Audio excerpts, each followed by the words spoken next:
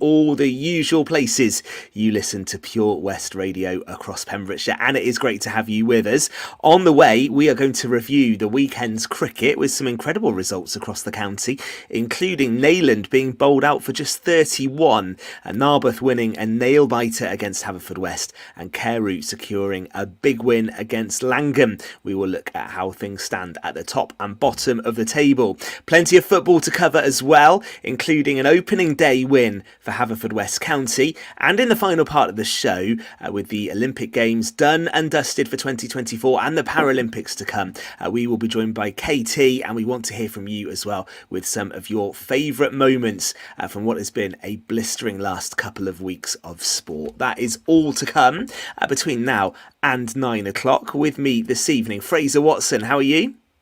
Not too bad, Ben. A bit sore and a bit worse for wear. We had our annual cricket club fundraiser yesterday, so it was an all-day football tournament, and I ended up playing a lot more than I bargained for. But I was actually meant to manage my young side, who actually went all the way to the final on a fairy tale run. So excellent. So were you player manager, Fraser? Player manager, yeah, orchestrating proceedings. Probably the only team they're playing proper football, actually, proper tiki-taka stuff. The others were a bit too direct for my liking, but, Tell us about your team. Give us a name. Give them a name check. My little boy Tyler. So he was 8, and one of his friends was 8, and then we had Seren, who was actually Welsh international under 13 girl, because you have to have a girl there. You have to have an over 40, which I was just. And then we had another youngster as well, and my godson Tal. So very, very, and Jason Cole actually as well. I hope this actually was a 6-person squad. So yeah, very, very young squad, building for the future. Got to the final already, but give it 5-10 years, we'll be dominant thing there. Class of 92 moment, I think. Laying down a proper benchmark yesterday, yeah, Fraser. Yeah. Excellent stuff. Good to hear. Tom Dyer, nice to have you back with us on Pure West Sport. How you doing?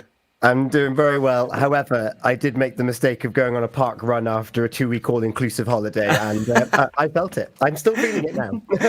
Which one, Tom? Which one did you do? Haverfordwest, around the racecourse, Old Faithful. Excellent stuff. Can you tell us your time on the air? It was still going to be good. Well, it was 27. It wasn't good by my standards. It was noticeably slower. And you've got something to beat next week, Tom. That's the thing now. Fingers crossed. That's a very credible effort after a 2-week all-inclusive honeymoon. Excellent. And it is really good to have you back with us. And we've got plenty to get through this evening. As I say, in the final part, we will look back on the Olympics. KT's going to join us because golf featured. And of course, we had a Pembrokeshire link as well with Toby Ellis's brother caddying. And I saw him. One of the joys of the Olympics was waking up every morning and having great sport to watch while you're having breakfast. And I did see Robin caddying on one of the mornings of the golf. So we'll talk to Katie about that, but any of your favourite moments from the last couple of weeks, we would really like to hear from you on that. Cricket though, Fraser, we are, as we've said, very much at the business end of the season, but that doesn't mean we can't get some quite surprising results, and probably only one place to start actually. When we look back on Saturday, that's at the game between St Ishmael's and Neyland. St Ishmael's were 101 all out, but then Neyland had one of their all-time collapses, didn't they? Incredible, actually, Ben. When the score came through, I had to double check it to believe it. It was only last week I was saying, I put my hands up to that I thought the title race was over. Really could not see Neyland slipping up twice in 4 weeks, and to go to Tish and bowl them out for 101, you wouldn't expect any problems there. I think there was a bit of rain about Saturday, so may have had an impact on the wickets. A couple of wickets may have been playing funny, but no, I didn't see it coming for them to be 31 all out. Andrew Paul, very good spinner, one of the most underrated players in Pembrokeshire in the last couple of years, actually. And he can, when he gets going on his day, he can rip through a side, but I didn't expect it to happen to Neyland. And Tish as well, who I thought were looking not quite dead and buried, but didn't have any momentum in that relegation race. They were down there, and I thought their hopes were fading fast, actually. And I've actually leapfrogged Haverfordwest out of nowhere, so it's set up a tantalising in the last few weeks at both ends of the table. We got a title race now, 11 points in it. It has now. I know, not winding anyone up here, I know we get a lot of the Neyland boys do watch this show, and they are very, very good at coming on, and we've had some great interviews with them after some cup successes and the like. I think only right we say, if just give us a message, tell us what happened on Saturday, all out for 31. Fraser, you think they might be a bit quieter this evening? Potentially. Look, they won't lose their heads. That's one thing. They've been in so many title races before. They will keep composed. It won't destroy them. I don't think it's a case of their mentality being questioned or anything from here, but it will have come as a major blow to them, maybe a major wake-up call as well. You have to credit to Tish as well, to have pulled that result out and that performance from seemingly nowhere. When you look at the two form guys, superb for them. And I know a couple of their boys, they do like to have one or two after cricket in the St Ishmael Sports Club for all weekend, really. So I can't imagine that place is closing till Wednesday. We're celebrating that win. Yeah, I really, as much as they've had a great win, they've still got work to do, and I hope they're out the pub by next Saturday. Well, let's just see whether anyone that does just come up and you can come. There's a comment. There we are. Lisa has said it was epic. Tish played absolutely brilliantly, and as you say, Fraser, we should say that is a very, very good result. Yeah. Carew, Fred and Devon should be said as well. Actually, a crucial role with the ball and a very good player on his day, destructive with the ball. So Lisa's son. So again, turned up when it mattered. Carew would have seen that result and obviously determined to make sure they beat Langham, and they did that and then some, really, didn't they? Carew batted first, 285 for 7. Bowled Langham out for 76. Tim Hicks 71 for Carew, 57 for Rhys Davis in that game. Wickets were shared around. It means that Carew are second on 236. Neyland still obviously top on 247. But that passage of results has just made it a little bit tighter, hasn't it? With 3 games to go. Absolutely. If you're Neyland, you're thinking you can't afford to slip up again now in the last few weeks. You've got to remember that it's a double header to finish the season, which is pretty unprecedented. I don't know if that's ever happened in Pembrokeshire before. So we were playing on the bank holiday Saturday and the bank holiday Monday to finish the season on a bank holiday Monday, which is going to be a very random day for every team in terms of availability.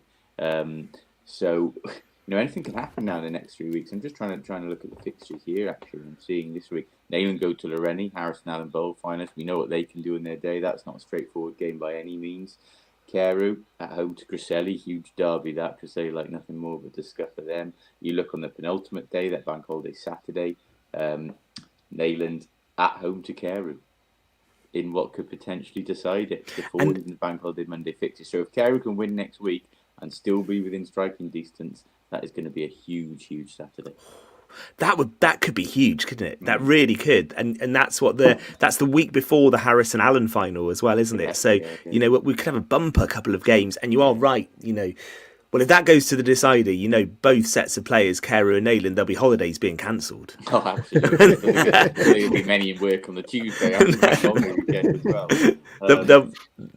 The boys will be going later, won't they? They'll have to if it's going to come down to a decider, and that would be something. And some, I don't know if irony is the right word, but obviously that decision at the start of the season where the clubs had to vote on where the season would go, maybe we didn't think it would be. Well, we knew it was a big decision, but it could be the biggest of decisions, couldn't it? Because it could decide the title.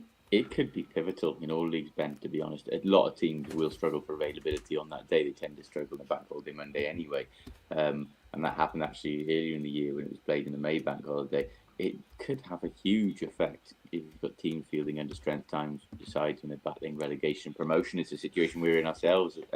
Both our teams have played in our first team on Saturday in a real tight game at home, but we're both hovering above the relegation zone. We will struggle for availability on that Monday, as will others.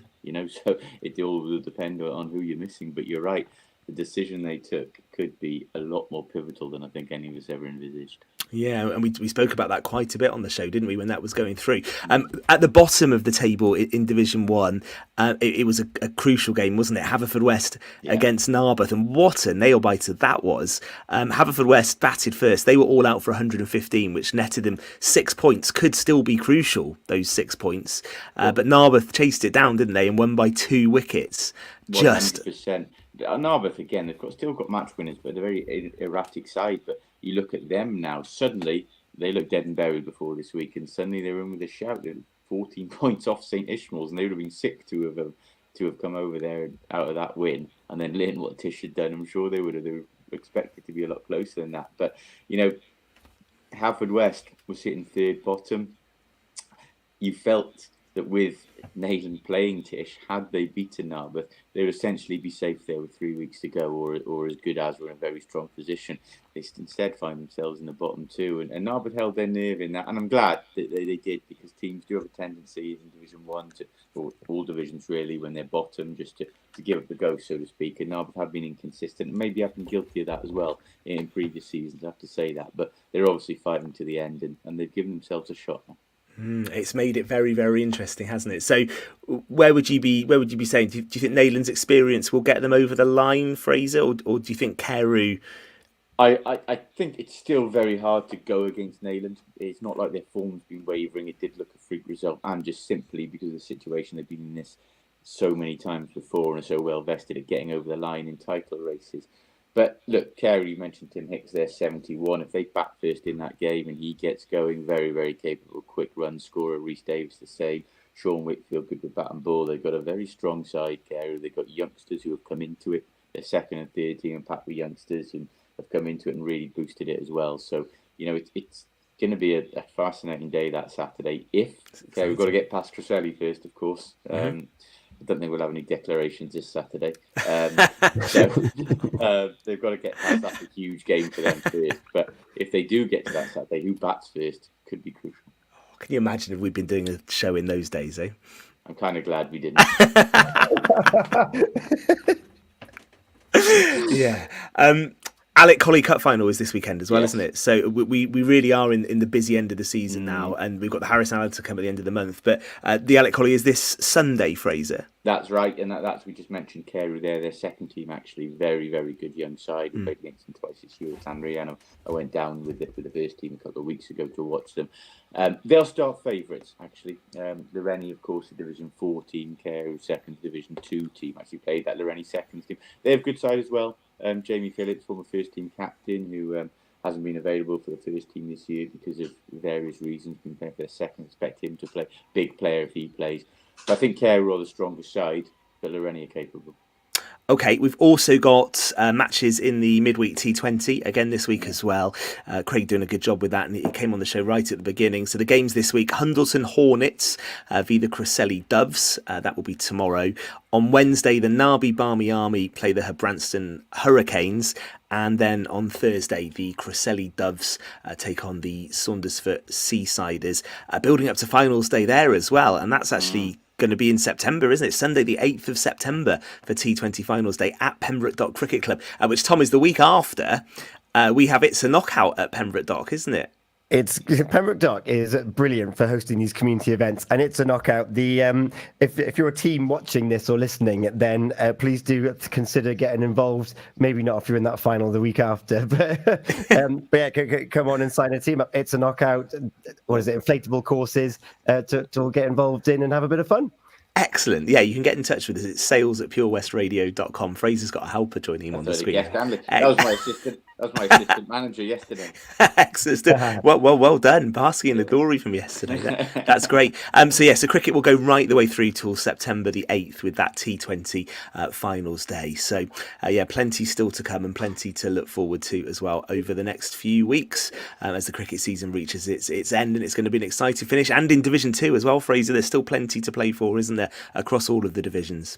Going to be a good finish. Absolutely, yes. To the Branston and Burton again going down to the wire in that title race, and at the bottom, believe me, I know it's tight. I said Llanrhian, like I said, mentioning lost on Saturday narrowly, that would have been a big help. But below us is Sleffreed, Lampthe, a lot of teams still fighting, so it's going to go to the wire, that one. Okay, we will take a moment and come back for the second part in a few moments' time. We'll have a look at some of the pre-season football, how that's been going as we build up to a new season in Pembrokeshire. A win for Haverfordwest County as well yesterday on the opening day. Fraser, same old again for Swansea, unfortunately. It was a bad end to the season. We'll get your thoughts on a 1-0 defeat at Middlesbrough. Win for Wrexham, though, in League One. They could be the team to watch as we go through the season. And, of course, the start of the Premier League season to come. And before 9, we'll be joined by KT, and we'll have a look at some of your favourite Olympic moments as well. That's to come on Pure West Sport. Find your wild side this summer. We're excited to